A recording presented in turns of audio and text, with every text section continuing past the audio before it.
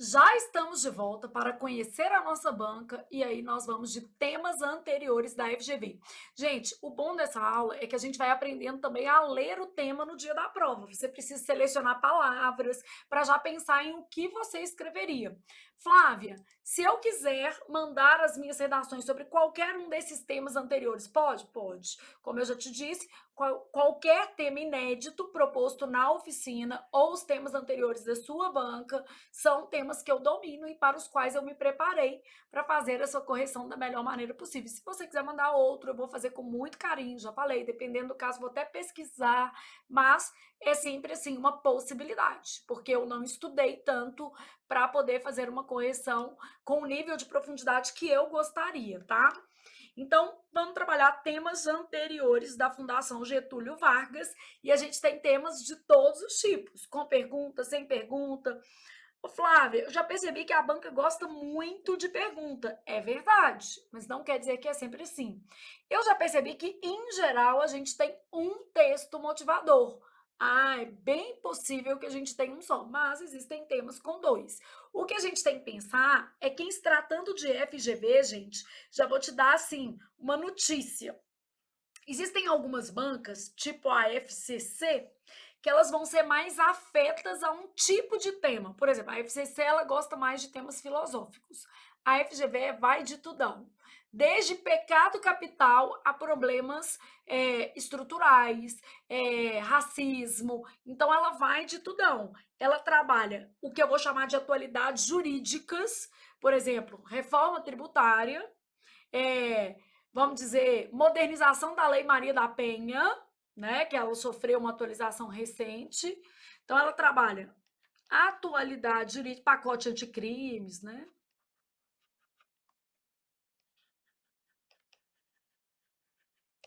Então, atualidades jurídicas trabalha atualidades no cenário nacional. Então, ela pode falar, por exemplo, do racismo no Brasil, da mobilidade urbana no Brasil, do desinteresse dos jovens brasileiros pelo ensino superior.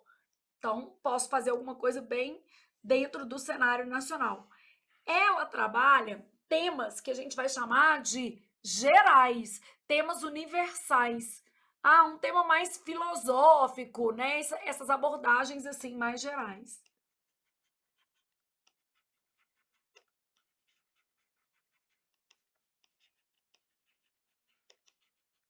Justiça, ética, tá dentro desse escopo aqui mais geral. Então a FGV, ela tem, vamos dizer assim, bastante pluralidade na abordagem. Então aqui, ó, a banca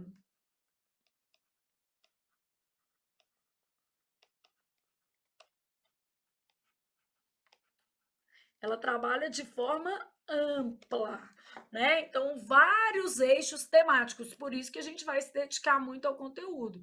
Então, vários eixos temáticos, tá? Você mesmo vai ver. Tipo assim, Flávia, eu achei que no concurso da saúde ela pedisse um tema ligado à saúde, segurança. Nada a ver. Então pode tirar isso do cavalinho da chuva. Então, aqui, ó. Tribunal Regional do Trabalho. Ah, o tema era sobre trabalho? Não. Então vamos lá. São bastante conhecidos os 7 pecados capitais. Qual é o seu pecado capital, gente? Estou aqui pensando qual que é o meu. Preguiça eu sei que não é. Esse eu não tenho, com certeza. Avareza também de jeito nenhum. Talvez luxúria vai ser o mais perto. São bastante conhecidos os 7 pecados tradicionais, mas em função das mudanças ocorridas na sociedade atual, o Vaticano criou um conjunto de novos pecados adaptados à era da globalização, tecnologia, experimentos moralmente dúbios, como células-tronco, uso de drogas, agravamento da injustiça social no contexto do desenvolvimento, riqueza excessiva em desacordo com o equilíbrio esperado para o atendimento das necessidades básicas de todos os indivíduos. Esse eu não escolheria nunca, muito complexo, né? Geração de pobreza a partir da exploração humana e o fomento à substituição do trabalho por novas tecnologias, violações bioéticas no campo da pesquisa científica. Então, basicamente, fez uma lista, né, de novos pecados. A FGV, gente, ela trabalha com muito tema amplo. Propostas amplas. O que são essas propostas amplas? Que você pode escolher. E aí eu tô preparada para isso tudo aqui, tá? Então, ó, Flávia, eu vou falar de célula-tronco, eu vou falar do uso de drogas. Se eu fosse fazer, tá? Eu faria ou sobre o uso de drogas, porque aí eu tenho algum repertório, ou um repertório mais profundo. Agravamento das injustiças também seria ótimo para mim. Essa daqui, ó, substituição do trabalho por novas tecnologias, ia falar de inteligência artificial e de outras possibilidades. Eu ia pegar isso aqui. Provavelmente, se a Júlia, minha filha, que é médica, fosse fazer, ela ia preferir as células-tronco, ela ia preferir as violações bioéticas. Então, na hora de escolher, quando a gente tiver uma proposta ampla, gente, não escolhe a que você achar mais bonita, não, pelo amor de Deus. Escolhe a que realmente fizer mais sentido para o repertório que você possua. Então, o que você sabe mais? Entre uso de drogas, injustiça, substituição do trabalho por novas tecnologias, eu ia pegar a substituição do trabalho por novas tecnologias, é o que eu mais estudo, entendeu? Faz mais sentido. Qual desses novos pecados, aí o menino falando de luxúria, o menino falando de avareza, não, desses novos que foram listados aqui, lhe parece mais danoso ao ser humano? Faça um texto dissertativo com no mínimo 20 e no máximo 30 linhas, redigido em linguagem culta, defendendo sua posição de modo claro e convincente. Então, você vai falar o que é mais grave entre os vários problemas da sociedade atual, ó, entre os muitos problemas que são mencionados em função das mudanças ocorridas, tá? Então, entre esses vários problemas, qual é mais grave? Por que é mais grave? Eu diria que a substituição do trabalho por novas tecnologias seria o problema mais grave, porque seria o que eu daria conta de desenvolver melhor. Ô, Flávio, mas você não acha que a banca vai tirar ponto porque eu não escolhi o que ela gostaria? Não, isso aí não. Ela tá, na verdade, dando a opção de escrever sobre aquilo que você domina mais. E você vai perceber isso, porque a FGV tem outros temas assim, tá? Então, por enquanto, você está conhecendo a banca, tá? Eu vou fazer um com vocês, vou fazer o último, mas vamos entendendo aqui a nossa banca. Então, Secretaria de Administração e Gestão de Pessoas, Secretaria por minha conta, Secretário de Administração e Gestão de Pessoas, cargo de analista, tá? Então eu tenho lá, é branco, nunca pisou numa escola pública, nunca se sentiu discriminado pela sua cor, tem grana para bancar faculdade particular, cursinho pago pelos pais, de classe média, nenhuma das gerações da sua família passou necessidade, então trouxe esse repertório aqui nessa charge o quadro único, no caso é um texto com um enfoque temporal, nunca foi parado numa batida policial, descendente de italianos, portugueses e alemães, acredita que o Brasil tem oportunidades iguais, trouxe isso aqui e aí foi para a análise. A charge acima, eu coloquei ao lado, mas lá na prova ela estava acima, tá? Mostra um posicionamento acerca das cotas nos vestibulares, que, segundo alguns, é um processo necessário de inclusão social. Lembrando que as cotas também existem nos concursos públicos, então a FGV pode fazer um tema, né, pautado isso aqui foi uma prova de concurso. A charge mostra também um conjunto de características desse tipo de pessoa, localizando-as em vários espaços, do ponto de vista histórico, racial, genético. Aí começa a proposta, ó. Qual a sua opinião? E mesmo pedindo a sua opinião, não quer dizer que você vai escrever esse texto em primeira pessoa. Mesmo sendo a sua opinião, opte pela terceira, tá?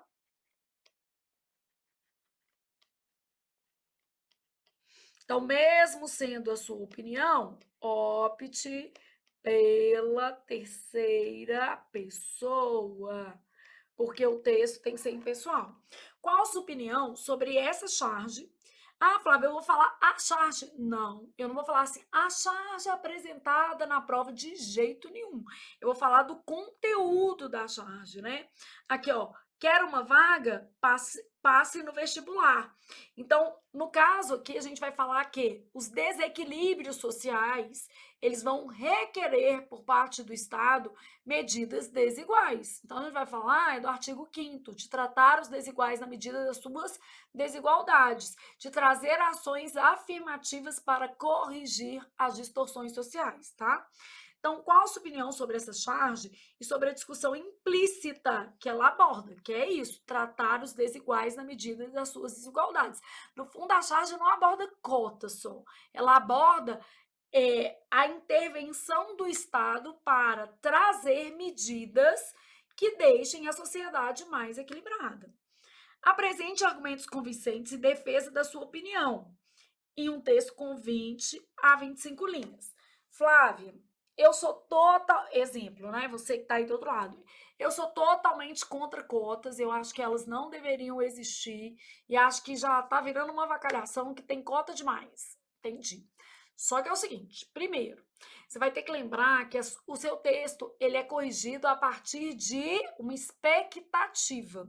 Ah, mas então você está dizendo que eu não posso defender minha opinião. Não estou dizendo isso. Eu estou dizendo que a gente tem preceitos constitucionais que vão mais na direção da cota do que contra a cota.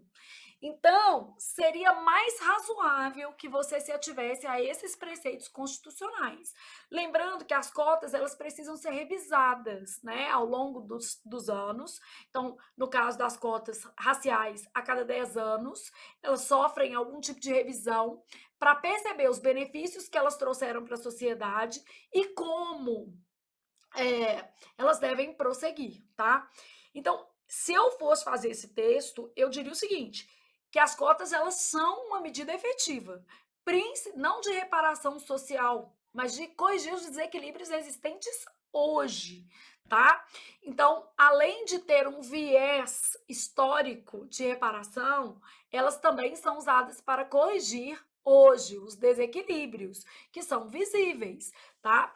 E abordaria, por exemplo, que nos Estados Unidos, que só tem 10% da população negra, mas que também passou por um processo escravagista, as cotas já foram usadas.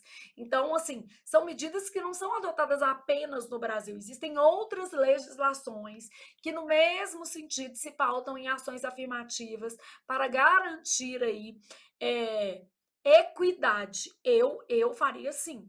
Mas é proibido, Flávio, ser contra as cotas? Proibido não é, mas corre um risco de, às vezes, a sua argumentação ela ficar menos respaldada por preceitos constitucionais. Corre um risco, tá? Então, aí é o aluno falar assim, quero pagar para ver, vou pagar para ver.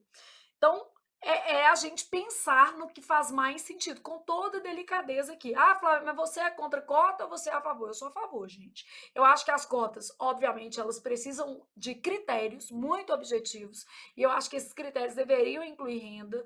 Eu falo que no Brasil muitas medidas são boas, quem são ruins são as pessoas, tá? A verdade é isso, é o povo que burla, né?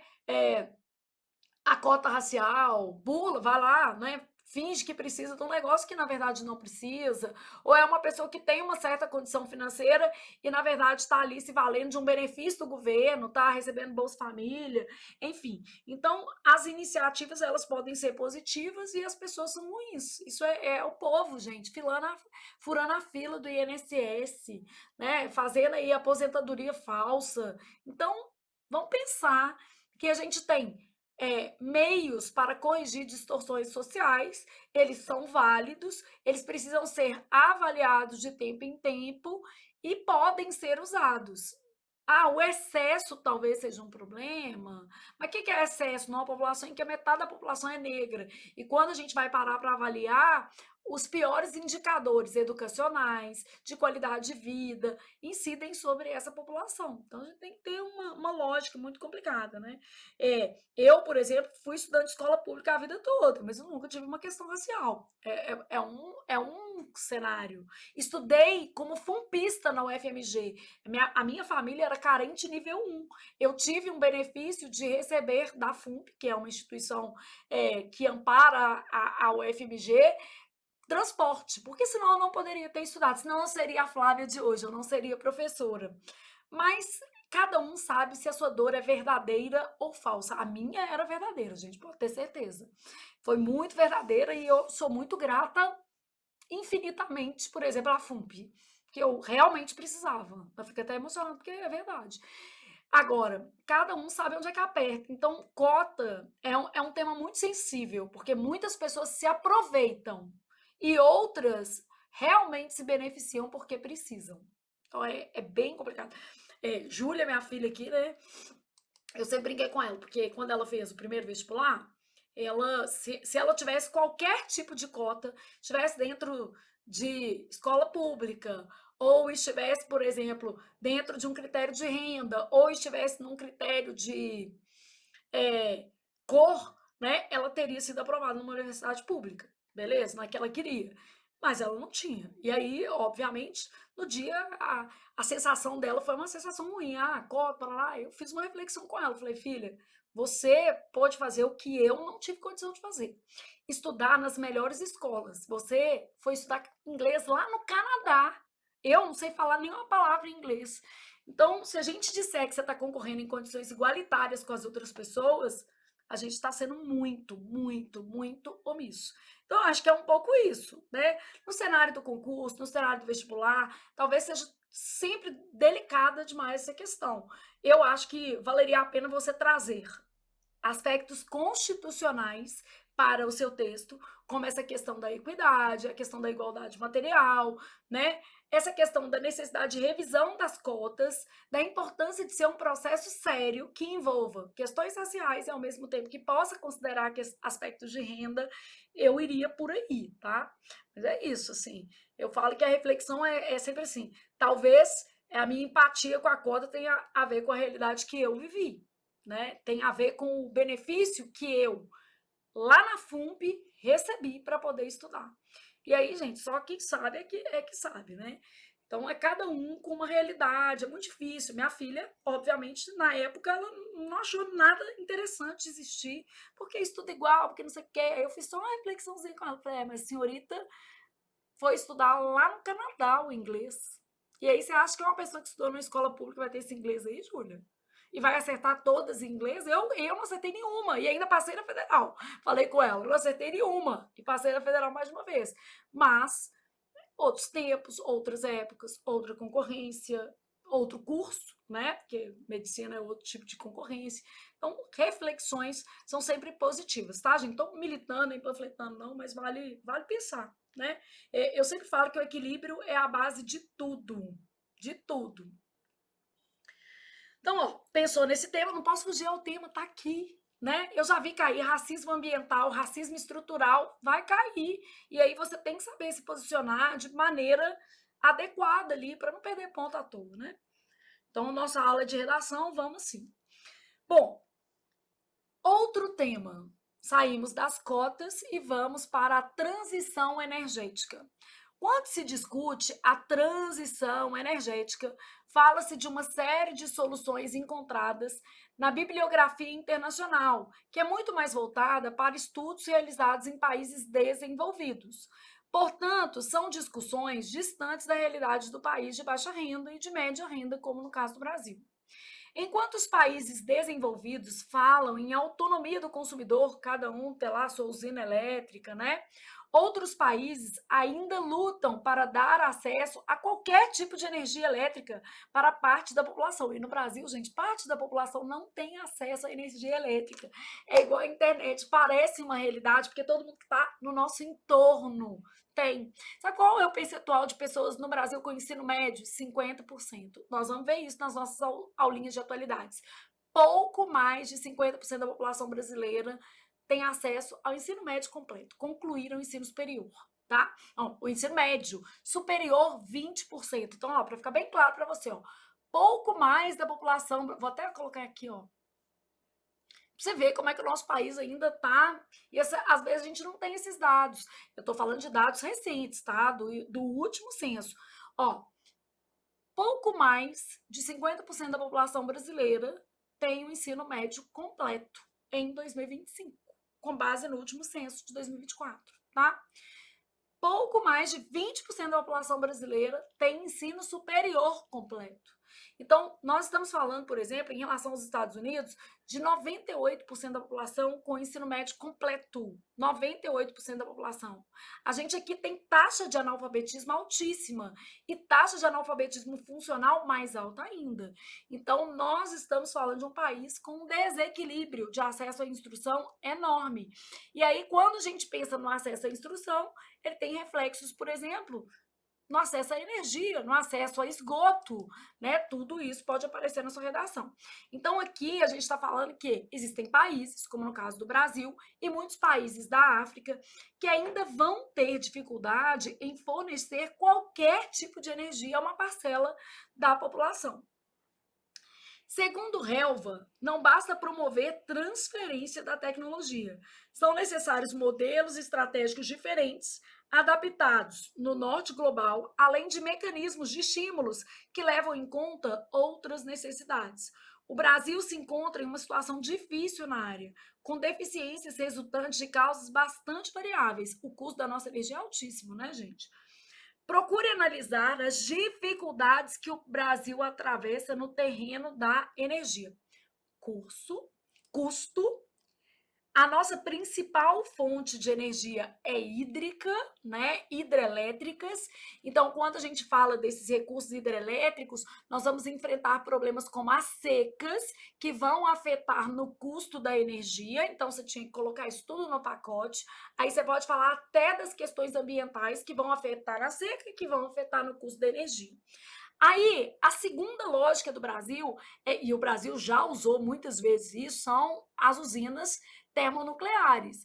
Também com custo elevadíssimo, riscos de acidentes e vários outros problemas por causa dos resíduos ambientais. Ah, mas o Brasil, Flávia, tem um parque eólico maravilhoso no Nordeste. Pois é, mas ainda não é a realidade da maioria. O Brasil tem potencial para energia solar, só tem potencial, né, gente? Fica parado no potencial. É claro que a gente vai falar de energia eólica, de energia solar e do potencial que o Brasil tem para desenvolver bioenergia, biocombustível, tudo isso. Mas hoje a gente está nas usinas hidrelétricas e também na usina nuclear para a geração de energia. Dá uma pesquisada nesse tema, porque não era um tema tão fácil, tá? E Tribunal de Justiça de Rondônia para analista, e aqui a gente tem usina, né? Então, procure trabalhar esses argumentos em um texto com no mínimo 20 linhas e no máximo 30. Não seria um tema simples. Pensa comigo, não é um tema simples. Eu falo, por exemplo, saneamento, energia, água, são temas que a gente tem que estudar dentro do eixo meio ambiente e vamos estudar aqui no nosso curso, porque se aparecer, não é tão simples de desenvolver, né? Bom, tema bem recente de 2024, TJ Mato Grosso, de técnico judiciário. Ó, a economia doméstica refere-se à gestão e à organização das finanças e despesas em um lar. Envolve planejamento e alocação de recursos financeiros para atender às necessidades básicas de uma família, como alimentação, moradia, saúde, educação, além de trazer o equilíbrio para os gastos supérfluos. O que fazer para atingir uma estabilidade financeira doméstica? Gente, como falou o que fazer, eu preciso trabalhar nesse texto possíveis o quê? Soluções. Nem sempre a FGV pede, mas dependendo, né?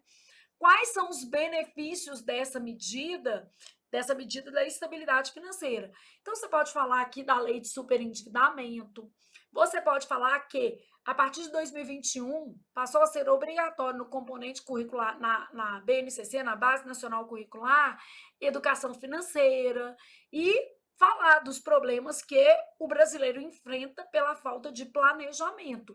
Pode citar a época da pandemia, falar que muitas famílias não estavam preparadas para passar por um período sem trabalho, dependendo ali da renda imediata, porque não tinham reservas econômicas. Pode citar um economista tipo Eduardo Gianetti e fazer um panorama dentro desse contexto, né? Ah, Flávia, vou citar o Gustavo Cerbasi, qualquer pessoa dentro da área. Vou citar Bauman? Não, não vai. Eduardo Gianetti, economista. Gustavo Cerbasi, planejamento financeiro. Então, vai citar alguém que tem a ver com o que está sendo falado. Beleza? Lei do superendividamento, ótima, é para proteger as famílias mesmo, evitar juros abusivos e, de certa maneira, garantir um pouco mais de educação também às pessoas. Aí vai falar, por exemplo, dessa diretriz de que a educação financeira seja um componente curricular, desde os anos iniciais, tá? Bom, outro tema de 2024 a grande maioria da população brasileira vive nos centros urbanos que mostram inúmeros problemas. Ah, então, de novo, um tema amplo. Vou ter que escolher. Então, decorrente de razões variadas, afetando tanto o meio ambiente quanto a qualidade de vida dos moradores. Aí ele vai citar uma lista de problemas, ó. A falta de limpeza urbana, a carência de serviços públicos básicos de qualidade, saúde, educação, a falta de segurança, as deficiências no transporte público, a impermeabilização do solo, facilitando enchentes. Escolha um desses problemas. Ô Flávia, como tem etc., eu posso escolher outro? Ah, gente, não faço não, já tem tantas opções aqui, concorda comigo? Depois a banca vai e invalida, tecnicamente, contém etc., que é um rol não taxativo. Mas, eu não faria isso. Eu me ateria a alguma coisa que está aqui. No caso, eu saberia falar muito bem sobre a falta de segurança pública, saberia falar muito bem sobre isso. Limpeza urbana, eu não ia me dar muito bem. Eu sei que é competência do município, né? Mas assim, eu ia ter uma dificuldade de trabalhar isso melhor, então não ia dar bem, não. Carência de serviços básicos, para mim, seria uma outra opção. Impermeabilização do solo também não ia falar disso, não, porque eu não tenho, assim, eu sei que existem solos hoje permeáveis, eu sei que existe até asfalto permeável feito de pneu, mas eu não vou conseguir desenvolver um texto. Então, eu escolheria carência de serviços básicos de qualidade, porque eu poderia falar de vários serviços básicos, saúde, educação e segurança, por exemplo, tá? Eu ia trabalhar isso aqui. Só falta de segurança, deficiências no transporte público, aí eu sei várias. Mas aqui, ó, aqui já seria bem legal, porque no D1 eu poderia falar de saúde, D2 educação e D3 segurança, entrando aqui na lógica dos serviços mais básicos, apresentando ali na introdução esse tipo de referência, tá?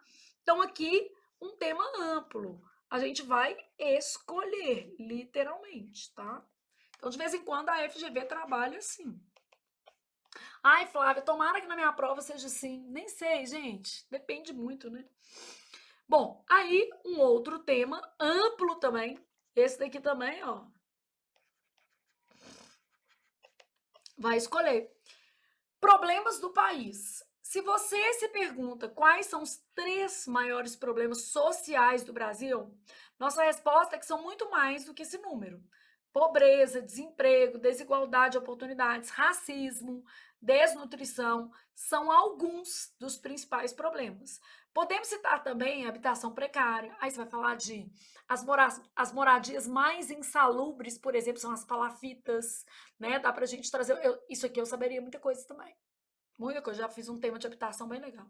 A discriminação no emprego, o abuso, a negligência infantil, isso aqui eu ia saber, né, gente? Eu, como ótima estudante de psicologia, semestre passado estudei desenvolvimento infantil. Então, vi tudo que o abandono gera, né? Os tipos de abandono, as questões materiais e afetivas relacionadas à negligência infantil. Então, eu ia saber muita coisa, ia citar autores, ia ser uma boa. Mas o negócio é você escolher a partir da sua lógica, tá? Considere os seguintes tipos de problemas sociais com os quais o nosso país se depara diariamente. Saúde, moradia, educação, desemprego, artigo 6º inteiro, né? Violência, saneamento básico, desigualdade, trabalho infantil, fome, desmatamento, racismo. Então, aqui, se você fosse dar um fundamento jurídico, você podia transitar pelo artigo 6º, falando de direitos sociais, poderia falar alguma coisa do artigo 5º. Se você fosse na ótica do meio ambiente, desmatamento, você ia poder trazer aqui alguma coisa do 225. Então, a gente sempre vai ter um repertório jurídico, um argumentinho de autoridade, mas isso tudo eu vou desenvolver com você em sala, tá? Na sua opinião, qual desses problemas é mais grave no nosso país? E que medidas podem ser tomadas para reduzir suas consequências? Eu trabalharia a desigualdade social, porque eu acho que ela é a mãe de todos os demais problemas. Mas você pode escolher qualquer um. Esse tema amplo realmente permite. A FGV não vai tirar pontos porque você resolveu falar de trabalho infantil ou de desmatamento ou de racismo, tá? Então ela realmente vai validar a sua escolha e o seu texto tem que ser coerente com o que você escolheu. As ideias devem estar concatenadas a partir do tema escolhido por você. Então isso aqui é um tema amplo e o candidato pode literalmente escolher. Vou para cá, tema de 2024, e este será o tema que vamos desenvolver para já conhecer algumas coisas, algumas técnicas de estrutura de texto, tá? E aí, na sequência, a gente vem com a teoria. Pode ficar tranquilo, Flávio, mas é muita coisa. Calma, calma. Assista às aulas, processo. Se for o caso, assista novamente. Processo. É um pouquinho de cada vez. É assim mesmo, aprender dói, tá? O estudo realizado pela Fundação Getúlio Vargas, a própria FGV, olha que linda, sobre a aplicação da Lei Paulo Gustavo A, nos temas inéditos que eu estou elaborando, adivinha? Estou lá no site da FGV, pesquisando as notícias, atualidades, faz todo sentido, né? Um estudo realizado pela Fundação Getúlio Vargas sobre a aplicação da Lei Paulo Gustavo pelo governo do estado revela que investir em cultura pode gerar mais postos de trabalho, emprego e renda. Em 2023, a Secretaria de Estado de Cultura e Economia Criativa do Rio foi responsável por executar 139 milhões em recursos destinados pela União. Existe aqui, né, uma concentração da verba em algumas localidades, posso trabalhar isso. De acordo com o levantamento, este valor gerou um grande impacto na economia fluminense. No último ano, a cultura do estado foi responsável por executar o maior volume de recursos da história, de uma só vez e em pouco tempo. A Lei Paulo Gustavo foi muito desafiadora. No entanto, cada esforço, horas extras e noites sem dormir valeram a pena. O investimento no setor cultural e criativo não só beneficia os produtores culturais, mas toda a cadeia econômica do Estado. Ano passado, na oficina, eu trabalhei economia criativa. É um tema bom, viu, gente? Tá bem legal. Eu vou colocar pelo menos uma ficha de leitura, ou no final da nossa oficina eu coloco esse tema extra para vocês, tá? Não só, mas ele não foi gravado esse ano, não. Não só beneficia os produtores culturais, mas toda a cadeia econômica do Estado. Essa atuação ajudou a atrair investimentos e a democratizar a cultura, porque a cultura, ela tem um viés elitista, né? O acesso à cultura hoje é muito restrito em território fluminense, explica a secretária de Estado de Cultura e Economia Criativa, Daniele Barros. Uma charge. Então aparece, né? E aqui temos um fóssil do homem ignorantus, que achava que a arte, a cultura, a história e a ciência não serviam para nada. E aí mostrando, né? Olha que beleza. A partir da coletânea, redija um texto dissertativo argumentativo no qual você deve expor suas ideias de forma clara, coerente e em conformidade com a norma culta, apresentando argumentos que sustentem o seu ponto de vista. Bom, qual é o nosso tema? Desafios do setor cultural no contexto atual brasileiro. Desafios do setor cultural no contexto atual brasileiro. Tem que sempre ter como referência isso aqui. Nós vamos fazer um texto, nós vamos fazer esse texto, tá? Nós vamos fazer um texto sobre este tema, mas Vou parar aqui para você pensar no seu. Se você ficar com preguiça de fazer o seu, pelo menos, gente, esquematize, tá? Então, seu tema: desafios para o setor cultural no Brasil. Ô, Flávia, eu sou contra a Lei Rouanet, eu sou contra a Lei Aldir Blanc. Ok, e aí, gente, pode botar isso no seu texto? Não. Então, ó, você quer ter razão ou passar no concurso, né? Não vamos entrar nessa seara, não, gente. Vamos fazer o nosso papel aqui de garantir que você saia em condições de tirar nota máxima no texto da FGV, tá? Como o repertório argumentativo já falou, por exemplo, da lei Paulo Gustavo, eu sugeria que você se ativesse a outras legislações pertinentes ao tema. Então, eu só consigo pensar na lei Rouanet, que foi, eu acho que atualizada em 2023, que teve uma reformulação em 2023, e na lei Aldir Blanc II de 2022. Então, assim, é pensar nessas questões para colocar no texto. Lembrem-se de que eu estudo o repertório argumentativo e faço essas aulas com vocês. Então, quando eu trago assim, é a lei tal, é porque eu já estudei mesmo, e você vai ter que ter estudado para dar conta de mencionar isso aí na sua redação. Então, eu quero os desafios do setor cultural. Pensa no seu texto. O seu texto ele pode ter 4 ou 5 parágrafos, tá? Então a gente vai fazer uma introdução, aí vai lembrar lá das nossas primeiras aulas. Tem que apresentar o tema, tem que ter a tese, não pode ter uma frase só aqui. Aí você pode trabalhar com D1, D2, dois argumentos, ou 3, D3. Aqui, ó, se você tiver. E conclusão. Pensa pelo menos no que você o quê? Escreveria. Melhor do que pensar, considere que você quer tomar posse do seu sonho, né? Pausa a aula aqui. Em 1 hora e meia, tente fazer o seu texto. Esse não vai mandar para correção, vai só comparar com o meu, tá? Não vai mandar porque a gente ainda está muito no início e tal.